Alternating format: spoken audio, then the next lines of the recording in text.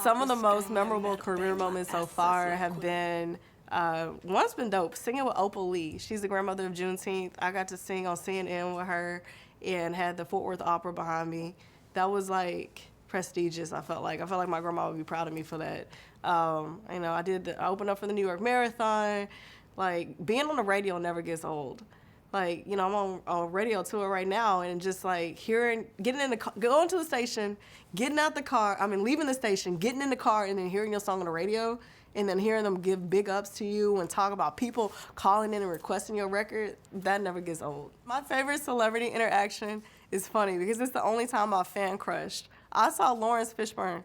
I went to a party for Janet Jackson. It was like one of her single releases in New York, and I saw him at this party, and I froze, and I was like, Morpheus, like, your girl was on freeze, because I cannot tell you how many times I've seen The Matrix and love Morpheus out of everybody. Shout out to Neo, but Morpheus, I still can't get over that. Like, I didn't even say hi. It was so embarrassing. I was supposed to be there on a PR thing, and I'm just, Morpheus. Some of my other favorite celebrity interactions have been Janet Jackson. She is beautiful. She's the queen. Who else have I loved?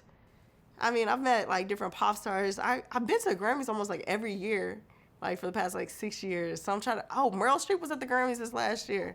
I feel like for me, I'm always trying, you'll hear me talk about it a lot. I'm always trying to grab a legend. Oh, shout out to Busta Rhymes. I want to meet him this year. He did his debut release for his party. It was a pre-Grammy party, so shout out to Busta. He was super dope. I love Scarlett too. Like, I've been watching her on the come up. Shout out to Scarlett. Got to meet her, but yeah, Busta was super dope. Some of the keys to my success in this industry have been never giving up. But it's never giving up in like not the wrong direction. Always follow your heart. If you know that you're supposed to be doing that, it's gonna feel good. And if it feels good to you, do it. Respect yourself, respect others, and do it. My best advice to give to people who want to be in this industry and like really want to break through in this industry is to surround themselves with people they can trust. It is sometimes a cold world out there, but you can live life like it's not cold and be happy. I'm so happy now. And it's because I have the best family, I have the best team around me, which is practically my family. And if you can do that, you can be in this industry. In the future, I totally see myself, I only see myself being a household name.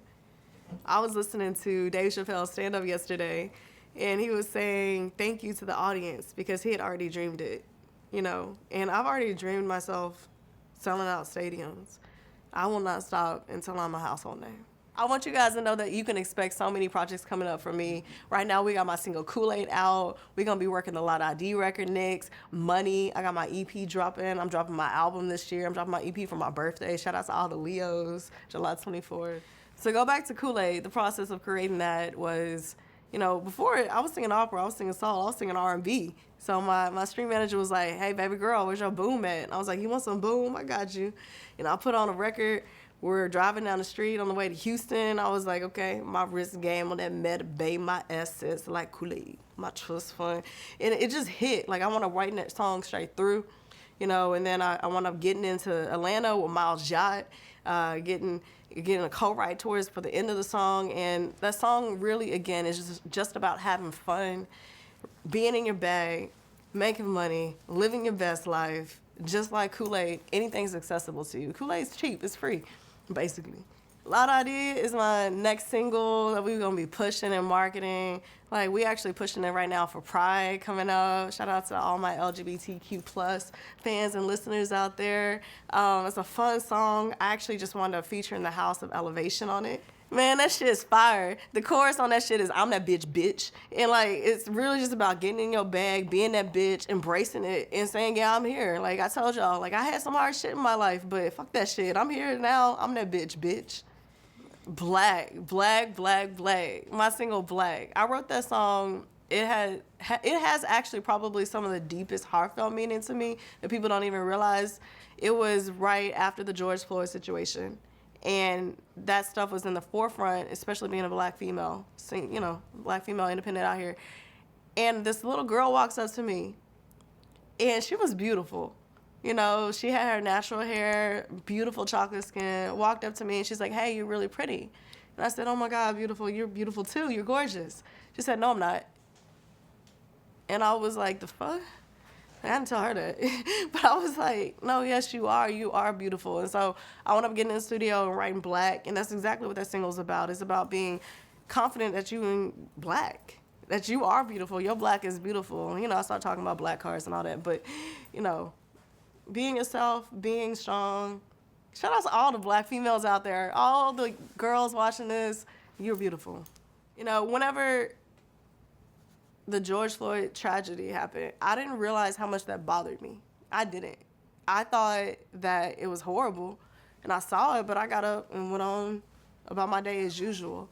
But I wound up realizing how much that bothered me, and I needed to make a record that could stand for it. So it's really dope. I'll pull that record out sometimes till it shows, and just to hear everyone chant Black, you know, they be in the crowds talking about Black, Black. You know, I'm here for that.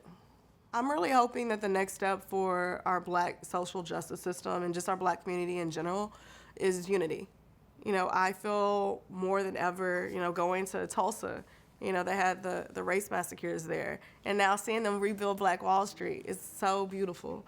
And and being here in Chicago, like, the Black people here are beautiful. You know, we are united. I'm hoping that, especially in today's climate, with so much tension on all sides, that we as a people really come together and that we use that to inspire everybody else. Everybody just needs to come together now more than any time. I love everybody and I hope they remember to love each other. What's up? It's your girl Jones Monroe and you checking out 24/7 HH.